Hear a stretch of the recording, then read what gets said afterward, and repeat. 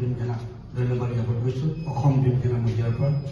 আজি দিছপুৰ ছুপাৰ মাৰ্কেটত অসম ভীমসেনাৰ কেন্দ্ৰীয় কাৰ্যালয়ত 69 সংখ্যক ডক্টৰ ভীমৰাও আম্বেদকাৰৰ মৃত্যুতিথি আমি উদযাপন কৰিলোঁ। এই উদযাপন স্থলীৰ পৰা আমি পৰম পিতাৰ ওচৰত বিনম্ৰতাৰে অতি কাতৰে প্ৰাৰ্থনা জনাইছোঁ।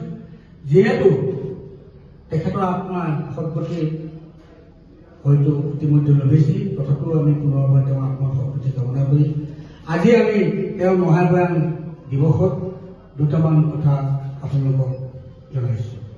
প্ৰথম কথা, অসম ভীমসেনাই কৰিব লগা দুটা কাম।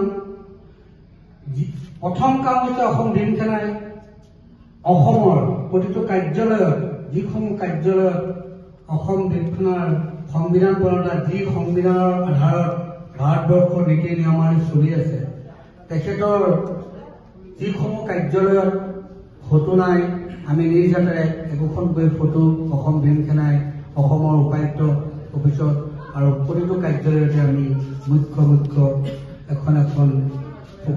এখন তেখেতৰ প্ৰতিচ্ছবি অৰ্পণ কৰিম নিজ হাতে।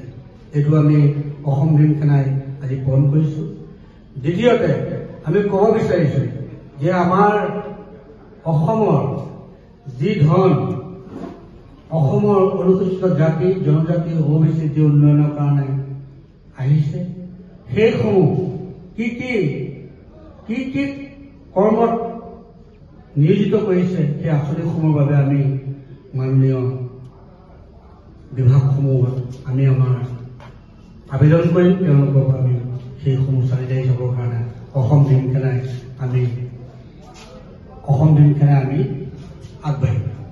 তৃতীয়তে আমি ভাবিছোঁ আমি অসমৰ অনুসূচিত জাতি আৰু অনুসূচিত জনজাতি লোকসকলৰ এটা গঠনমূলক অৰ্থনৈতিক আৰু ৰাজনৈতিক সামাজিকভাৱে তেওঁলোকৰ এটা আমি নিজৰভাৱে পিয়ৰ কৰিবৰ কাৰণে আমি অসম ভীমসেনাই চেষ্টা কৰিছোঁ। আমাৰ যিসমূহ জিলাত আমাৰ কৰ্মীসকল আছে, তেখেতসকলক আমি এই ডাটাসমূহ গ্ৰহণ কৰিবৰ বাবে তথ্যসমূহ বিচাৰ কৰিবৰ বাবে আমি ভীমসেনাৰ সৈনিকসকলক আমি অনুৰোধ জনাইছোঁ। চতুৰ্থতে আমি লৈছোঁ দিল্লীলৈ গৈ আমি অসমলৈ বিশেষ অনুসূচিত জাতি অনুসূচিত জনজাতি আৰু OBC যিসমূহ ধন অতিৰিক্তভাৱে দিবৰ বাবে আমি বিশেষ পৰিকল্পনা বিষয়াৰ ওচৰত আমি আবেদন জনাম। এই 4টা কাৰ্যসূচী আজি আমি মহাপ্ৰয়াণ পবিত্ৰ বীৰ আম্বেদকাৰ দিৱসত আপোনালোকক জ্ঞাততা জনাইছোঁ। এইখিনি কওঁতে যদি আমি কিবা ভুল কৰিছোঁ, অসম ভীমসেনাৰ সভাপতি হিচাপে কৰজোৰে আপোনালোকৰ ওচৰত ক্ষমা প্ৰাৰ্থনা কৰিছোঁ। জয় অসম, জয় ভীম।